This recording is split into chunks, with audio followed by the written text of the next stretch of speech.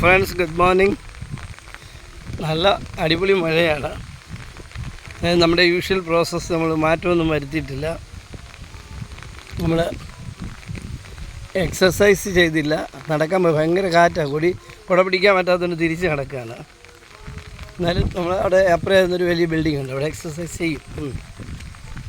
Okay, പറഞ്ഞു വരുന്നത്, ഈ ദിവസം ഞാനൊരു വീഡിയോ ക്ലിപ്പിംഗ് കണ്ടു, ന്യൂസും കേട്ടു.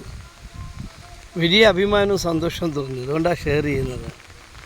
നമ്മുടെ വയനാട് അവിടെ തകർന്ന് തരിപ്പണമായി, ലാൻഡ് ഇറോഷൻ സംഭവിച്ചു, ഭൂമി പൊട്ടി ഒഴുകി അല്ലേ.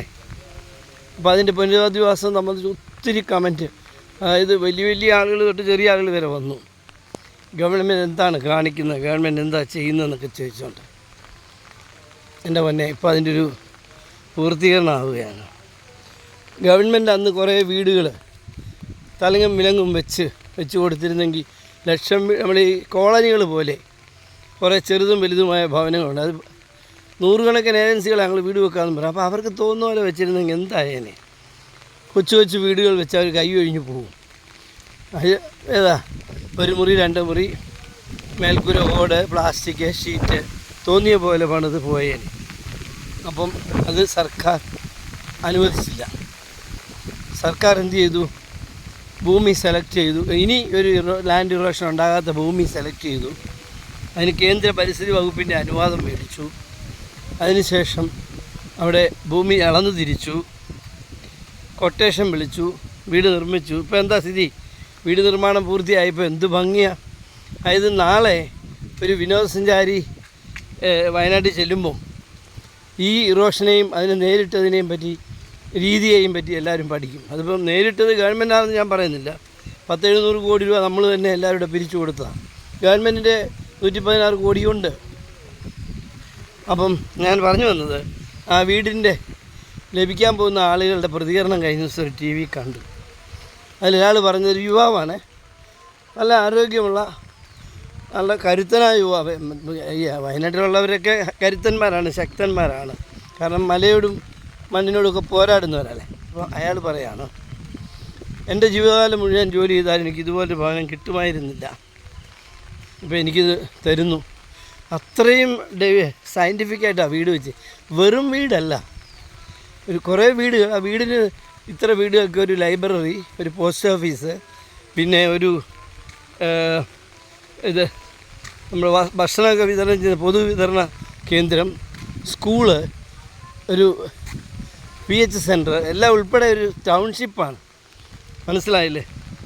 അപ്പോൾ അത് നിർമ്മിക്കുക എന്തെല്ലാം. ഞാൻ എത്ര ചാനലുകാരുടെ ഇതിനും പ്രകോപനപരമായ വർത്തമാനം കേട്ടിട്ടുണ്ടെന്ന് അന്തം വിട്ടിട്ടുണ്ട്. പക്ഷെ സത്യം എന്തായിരുന്നു? ഗവൺമെൻറ്റിൻ്റെ ഇച്ഛാശക്തി. അവർ ഒന്നും പറഞ്ഞില്ലല്ലോ, ഒരു മറുപടിയും പറയാതെ ശാന്തതയോടുകൂടി അവർ ആ സ്ഥലം ഏറ്റെടുത്തു, അളന്നു, പരാതിയില്ല. ഇപ്പം രസമെന്ന് വെച്ചാൽ ഈ ഭൂമി നഷ്ടപ്പെട്ടു പോകാത്ത അതിലെ ആശാന്മാർ ഇപ്പോൾ അതിനകത്ത് ഇടിച്ച് കയറാൻ നടക്കുക, ഞങ്ങളെ കൂടി ഉൾപ്പെടെ. കാരണം സ്ഥലമുണ്ടെങ്കിൽ അവർക്കൂടെ കൊടുക്കണം. കാരണം അവരുടെ വീടിടിഞ്ഞ് പോയില്ല എന്നുള്ളത് സത്യം. എന്നാലും അവരുടെ കൂട്ടുകാരെല്ലാം മാറിപ്പോയില്ലേ. രണ്ടാമത്, അവരെത്ര കാലം പണിതാലും ഇതുപോലെ വീട് വെക്കാൻ പോകുന്നില്ല. കുടുംബാംഗങ്ങളുടെ എണ്ണം അനുസരിച്ച് 2-3 ബെഡ്റൂം, അത് നല്ല സോഫിസ്റ്റിക്കേറ്റഡ് ആയിട്ടുള്ള കൺസ്ട്രക്ഷൻ. ഊരാളുങ്കൽ ഏജൻസിയാണ് കൺസ്ട്രക്ഷൻ നടന്നത്. അപ്പോൾ പിന്നെ നമുക്കറിയാം അത് ഭംഗിയായിട്ട് പോകത്തുള്ളതാണ്. ലാഭേച്ഛ ഇല്ലാത്തൊരു കോപ്പറേറ്റീവ് സൊസൈറ്റി. അത് അവരിങ്ങനെ വമ്പൻ പണം ഉണ്ടാക്കണമെന്നുള്ളതല്ല, തൊഴിൽ കൊടുക്കുക, അതോടൊപ്പം നാടിൻ്റെ നൈപുണ്യ വികസനത്തിന് പങ്കാളിയാകുക എന്നുള്ള ലക്ഷ്യത്തോടു കൂടി ആയിരക്കണക്കിന് തൊഴിലാളികൾ വർക്ക് ചെയ്യുന്നൊരു ഫേമാണ് ഈ എന്നാണ് ഞാൻ മനസ്സിലാക്കുന്നത്. എൻ്റെ അറിവ് ശരിയാണെന്നറിയില്ല, ഇൻ മൈ സെൻസ് അങ്ങനെയാണ്. പക്ഷെ സൂപ്പറാണ്. ഡിസംബർ തീരും, എല്ലാവരും കൂടെ സന്തോഷമായിട്ട് വീണ്ടും ഒന്നിച്ച് ആ ദിവസത്തെപ്പറ്റിയൊക്കെ അവർ പറയുകയാണ്. ഞങ്ങൾ ഒറ്റപ്പെട്ട എവിടെയെങ്കിലും കിടന്ന് ഞങ്ങളുടെ ജീവിതം നശിച്ചു പോയനെ. ഇതിപ്പോൾ ഞങ്ങൾ ജീവിച്ചിരിക്കുന്ന എല്ലാവരും തന്നെ ഒന്നിച്ചുകൂടുകയും സന്തോഷം പങ്കുവെക്കുകയും പ്രാർത്ഥിക്കുകയും ജീവിക്കുകയും ചെയ്യാൻ പോവുകയാണ്. അതിലവർ ആകാംക്ഷപ്പെട്ടിരിക്കുക. തീർച്ചയായിട്ടും കേരള ഗവൺമെൻറ് അഭിനന്ദനം അർഹിക്കുന്നു മാത്രമല്ല, ഒരു കാലത്തും ഈ ഗവൺമെൻറ് മറഞ്ഞു പോകില്ല എന്നുള്ളതാണ്. കാരണം ഇന്ത്യയിൽ പലയിടത്തും ഇങ്ങനെയുള്ള ലാൻഡ് ഇറോഷൻസ് ഉണ്ടായി. ഇന്ത്യയിൽ പലയിടത്തും, ലോകത്ത് പലയിടത്തും ഇത് പ്രശ്നമാണ്. ഇത്രയും പ്ലാനിങ്ങോട് കൂടി ഈ ആളുകളെ ഒരു ടൗൺഷിപ്പിൽ പുനരുദ്ധരിപ്പിക്കണം, എന്ന ഒരു ഐഡിയയോട് കൂടി ആരും ഒന്നും ചെയ്തിട്ടുണ്ടാകുമെന്ന് ഞാൻ വിചാരിക്കുന്നില്ല. കാരണം സയൻറ്റിഫിക്കായി സ്ഥലത്തെപ്പറ്റി പഠിച്ച് മേലിൽ നമ്മൾ മുടക്കുന്ന പണം നഷ്ടപ്പെടരുത്, ഇറോഷനോ മറ്റ് എർത്ത് ക്വേക്കോ ഉണ്ടായി നഷ്ടപ്പെടുന്നവർക്ക് അതിനെ പ്രിവെൻറ്റ് ചെയ്യാൻ പറ്റുന്ന രീതിയിൽ വീട് പണിതിരിക്കുക. വീട് മാത്രമല്ല, ടൗൺഷിപ്പ് തീർച്ചയായിട്ടും അത് ഒരു പൊൻതൂവലായി ഈ ഗവൺമെൻറ് നിൽക്കും.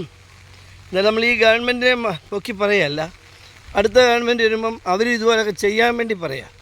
മോഡൽ എങ്ങനെ ആയിരിക്കണം ഭാവിയിലെ ഗവൺമെൻറ്റിൻ്റെ ഭരണകർത്താക്കൾ പ്രവർത്തിക്കേണ്ടത് എന്നതിനുള്ള ഒരു ചൂണ്ടുപല കൂടിയാണ് ഇപ്പോൾ നാം ഈ കണ്ടുകൊണ്ടിരിക്കുന്ന നമ്മുടെ വയനാട് ദുരന്ത ബാധിതർക്ക് വേണ്ടി നിർമ്മിച്ചുകൊണ്ടിരിക്കുന്ന ടൗൺഷിപ്പിൻ്റെ ഭാഗം.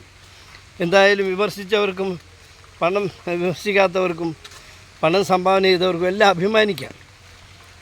വിമർശിച്ചവർ അഭിമാനിക്കുന്നത് എൻ്റെയും കൂടി വിമർശനം കൊണ്ടാണ് ഇത് ഇത്രയും ഭംഗിയായിട്ട് പോകാനിടയായത് എന്നുള്ളതാണ്. നമ്മൾ ഒരു കാര്യം ഓർത്തോണം, വിമർശനം മോശം കാര്യമല്ല. ഞാൻ പഠിച്ച ചില ബുക്കുകളിൽ വായിച്ചിരുന്നത്, ഒരാളെ നശിപ്പിക്കണമെന്നുണ്ടെങ്കിൽ അവനെ ഉപദേശിക്കാതിരിക്കുക, അവനെ വിമർശിക്കാതിരിക്കുക, അവൻ്റെ തെറ്റുകുറ്റങ്ങൾ ചൂണ്ടിക്കാണിക്കാതിരിക്കുക. അപ്പോൾ അവനവൻ്റെ തെറ്റിൽ തന്നെ പുലിക്ക് അങ്ങ് പൊക്കോളും. മറിച്ച് ഈ ഗവൺമെൻറ്റിനെ അതിനിശ്ചിതമായി വിമർശിക്കുന്നതിൽ നമ്മുടെ പ്രതിപക്ഷ നേതാവ് മിടുക്കണം.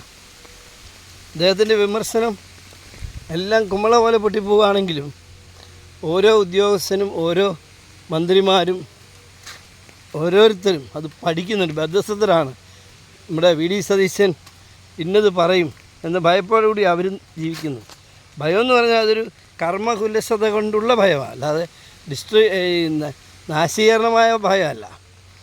വിമർശനം എപ്പോഴും നല്ലതാണ്. നമ്മളെ ഒരാൾ വിമർശിക്കുന്നുണ്ടെങ്കിൽ അതിൻ്റെ അർത്ഥം നമ്മളെന്തോ നല്ലത് ചെയ്യുന്നുണ്ട്, അല്ല ചെയ്യാൻ ശ്രമിക്കുന്നുണ്ട്, അത് കൂടുതൽ മെച്ചപ്പെടുത്തണം എന്നുള്ള ഒരു അഡ്വൈസായിട്ട് വേണം നമ്മൾ കരുതാൻ. വിമർശനം സ്വീകരിക്കാത്ത ഒരു രാജ്യവും ഒരാളും നന്നാകത്തില്ല. വിമർശനവും നമ്മുടെ പ്രവർത്തനത്തിൻ്റെ പരോക്ഷമായ ഒരു പ്രതിഫലനമാണ്, അത് അംഗീകരിക്കണം. തീർച്ചയായിട്ടും ഈ ഗവൺമെൻറ്റിനെയും ജനങ്ങളെ അഭിനന്ദിക്കുകയാണ്. കേരള ജനതയെ അപ്പാടെ ദേശത്തും വിദേശത്തും ഇരുന്ന് കയ്യും മെയ്യും മറന്ന് തൻ്റെ സമ്പാദ്യത്തിൻ്റെ അവസാന തുള്ളിയും ദുരിതാശ്വാസ നിധിയിലേക്ക് കൊടുക്കാൻ മനസ്സ് കാണിച്ച ജനങ്ങളെ അഭിനന്ദിക്കുന്നു. അത് ഒരു പൈസ പോലും നഷ്ടപ്പെടുത്താതെ അതീവ ബുദ്ധിചാതുര്യത്തോടുകൂടി വിദഗ്ധന്മാരുടെ സഹായത്തോടു കൂടി പ്ലാൻ ചെയ്ത് ടൗൺഷിപ്പായി മാറ്റി അത് എന്നും നാടിനാ. ഇനിയിപ്പോൾ ടൂറിസ്റ്റിൻ്റെ കാലത്ത് എന്താ അപ്പോൾ ഇനി വരാൻ പോകുന്നൊരു കാര്യം, ടൂറിസത്തിൻ്റെ മാപ്പിൽ വയനാട്ടിൽ വരാൻ പോകുന്നത് ഇങ്ങനെ ലാൻഡ് ഇറോഷൻ ഉണ്ടായി, ഒത്തിരി കുടുംബങ്ങൾ നശിച്ചു, അവർക്ക് വേണ്ടി ഒരു ടൗൺഷിപ്പ് ഉണ്ടായി. ആ ടൗൺഷിപ്പ് നമുക്ക് സന്ദർശിക്കാം. അപ്പോൾ എല്ലാവരും അവിടെ വരുന്നു. അവിടെയുള്ള നല്ല നല്ല ഹോട്ടൽസിൽ, അവിടെയുള്ള നല്ല നല്ല ചായക്കടയിൽ ചായയും ഉണ്ടയും പടയൊക്കെ മേടിച്ച് തിന്നുന്നു, സന്തോഷിക്കുന്നു. ഈ വീട്ടുകാരുടെയൊക്കെ മക്കൾ നല്ല നിലയിൽ പഠിക്കുന്ന സ്കൂളുകൾ കാണുന്നു, ലൈബ്രറി കാണുന്നു, അവരുടെ ആശുപത്രി കാണുന്നു. എന്തൊരു സന്തോഷമല്ലേ! തീർച്ചയായിട്ടും അതുണ്ടാകും. അത് ഞാൻ ഭാവനയിൽ കാണുകയാണ്. അത് അങ്ങനെയായിരുന്നു വേണ്ടിയത്. അന്ന് ഈ സംഭവം ഉണ്ടായി 2 മാസം കഴിഞ്ഞ് പണമെല്ലാം എന്തൊരു ബഹളമായിരുന്നു. ചില പത്രക്കാർ ഞാൻ പറയാം, അവർക്ക് കുറേ അറിവുണ്ടെന്ന് നമ്മുടെയൊക്കെ വിചാരം. മിനിമം പോസ്റ്റ് ഗ്രാജുവേഷനും ഡിപ്ലോമയും ഉള്ളവരെയാണ് എടുക്കുന്നത്. പക്ഷേ ആ പോസ്റ്റ് ഗ്രാജുവേറ്റ്സ് പലപ്പോഴും ബുദ്ധി പ്രയോഗിക്കുന്നില്ലെന്ന് തോന്നുന്നു. ചില വീട്ടിലൊക്കെ ചെന്ന്, മരിച്ച വീട്ടിലൊക്കെ ചെന്ന് ചില ചോദ്യമൊക്കെ ചോദിക്കുന്നത് കേട്ടാ നേരിട്ടാണ് നമ്മൾ ചവിട്ടുമല്ലേ. അവരുടെ പരാധീനത അല്ലെ അവരുടെ ആ ഏറ്റവും സങ്കടകരമായ സാഹചര്യം ഇവരങ്ങ് വിശദീകരിച്ച് കൊടുക്കുക. അവർക്ക് അത്രയ്ക്കുള്ള വിവരം ഇവന്മാർക്കുള്ളൂ ചില സന്ദർഭങ്ങളിൽ. എന്തായാലും വയനാടിൻ്റെ കാര്യത്തിൽ നമുക്ക് അഭിമാനിക്കാം, സന്തോഷിക്കാം. ഈ ഗവൺമെൻറ്റിന് സല്യൂട്ടും കൊടുക്കാം. Okay, all the best. Have a fantastic positive day. Praise our God.